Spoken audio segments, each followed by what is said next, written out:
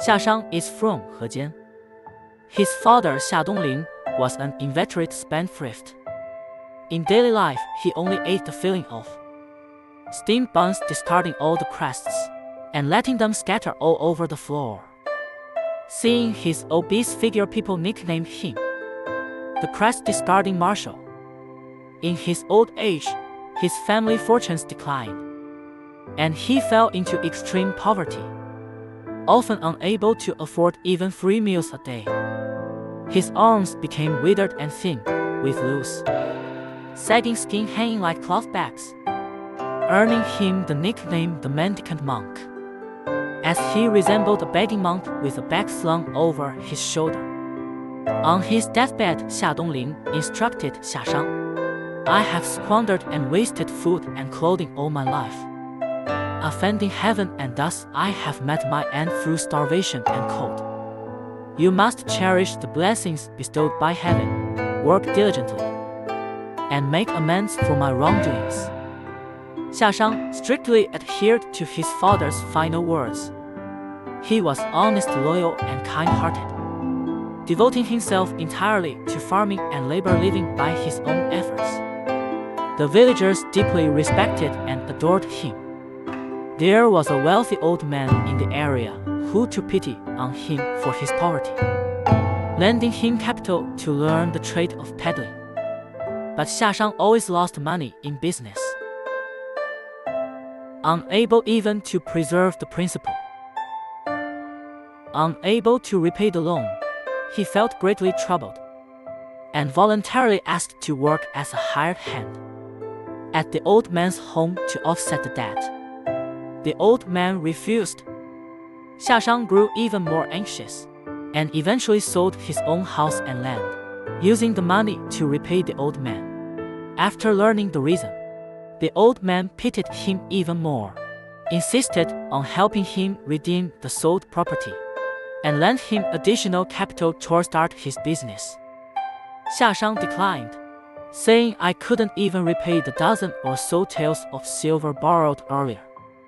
How dare I take on a debt that I couldn't repay, even if I were reborn as an ox or horse?" The old man then invited a merchant to travel with Xia Shang for business.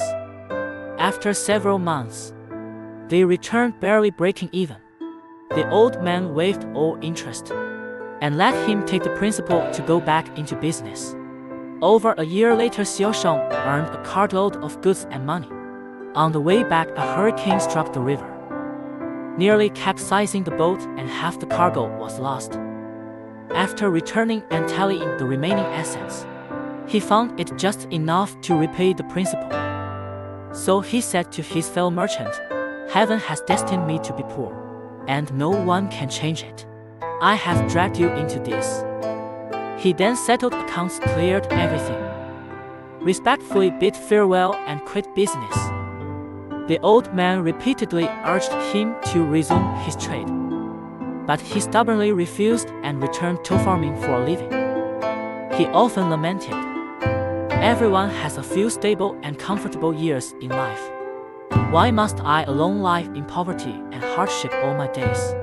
Just then a shaman arrived from elsewhere, using coins for divination to predict a person's fortunes and misfortunes in life.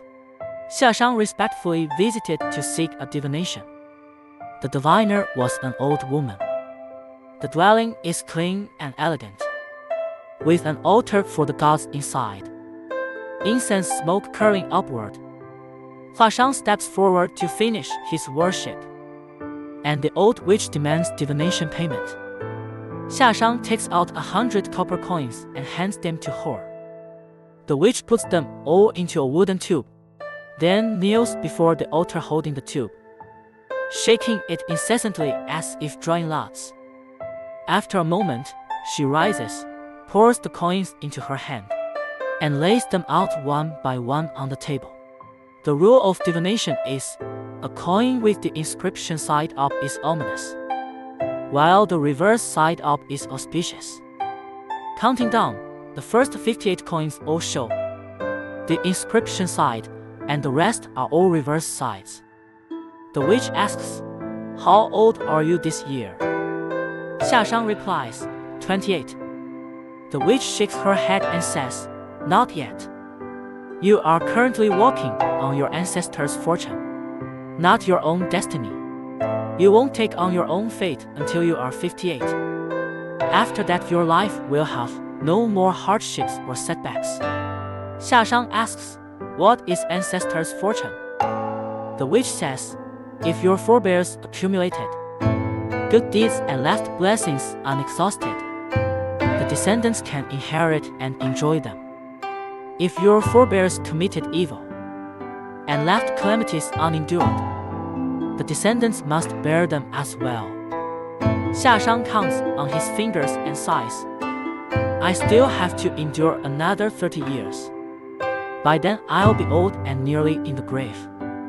The witch says, before you turn 58, there will be 5 years of improved fortune.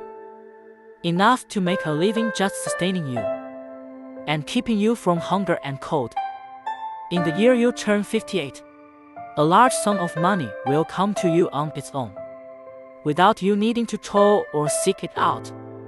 Your life is upright and faultless. The blessings of your next life will be inexhaustible.